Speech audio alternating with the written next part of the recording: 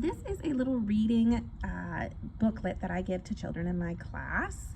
And on the front cover we have sounds. On the back we have sight words. And these sight words are ranked in order of how often they are used in the English language in the written text. And so the word "the" is the most commonly used word in the English language.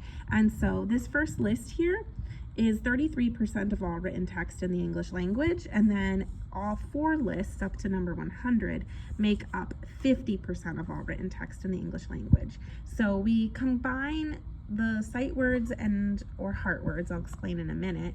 We combine that with the sounds and phonetics to start your child really off on a strong reading journey. All right, so let's take a look here. So we have the st, b here. The child struggled with B, the B sound, but was able to do S and T. And so when I open this up inside, we have the B. So the child will come in the morning and they will work with my support staff and we will trace this and say the sound, B, okay? And then same thing here, G, okay?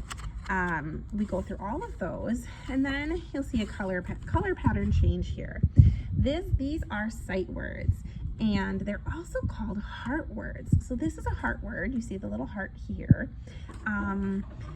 This word has a part in the word that we need to memorize by heart.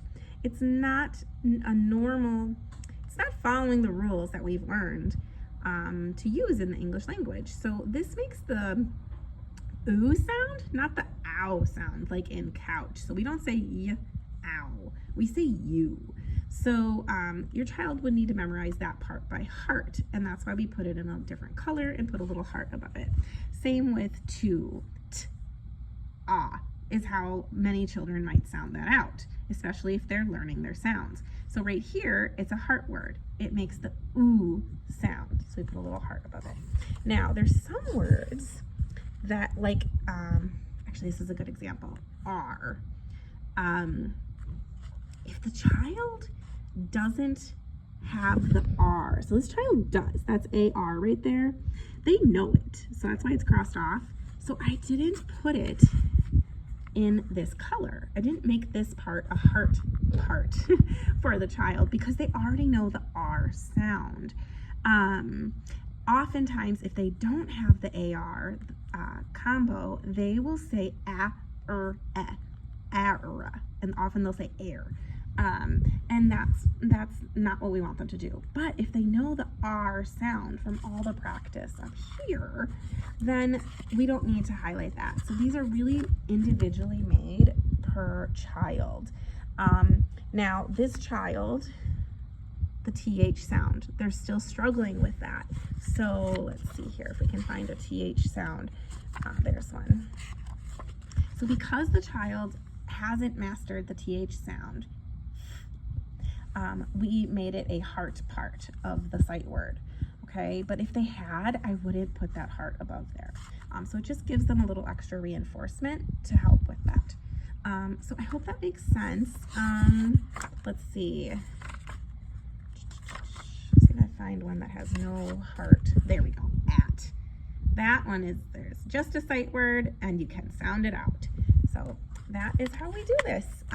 Then as the year goes on, something you can add to this is that I like to put little stamps, stickers, stars, whatever you like. And research shows that if you put 5, so as a child reads this and they just read it correctly right away, right off sight, if they say with right away, you can put a stamp on this page.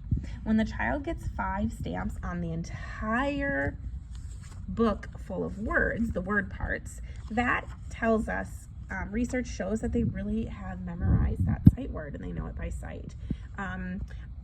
Now let's say they have 5 stamps on of, but they don't have 5 stamps on you.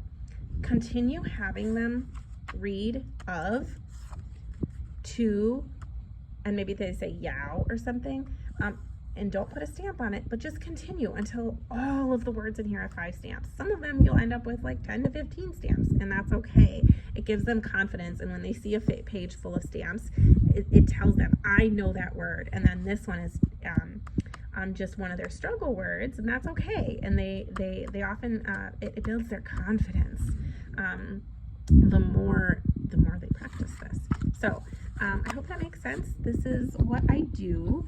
I also do one other thing. I kind of want to grab it, so just give me a moment to go on my table here. So I also like to pair it with these books. So I may do this, and then at school I'll have these little books, and these are high frequency word books. And so what the child does is maybe they're working on that sight word the, right? There it is, the. If they're working on that, I want them to repeat it while reading a book. So I have these little books in here, and what we do is we open up, and what I love is that the nouns are images. They have the image of what the child needs to say, so I don't expect them to sound out fork.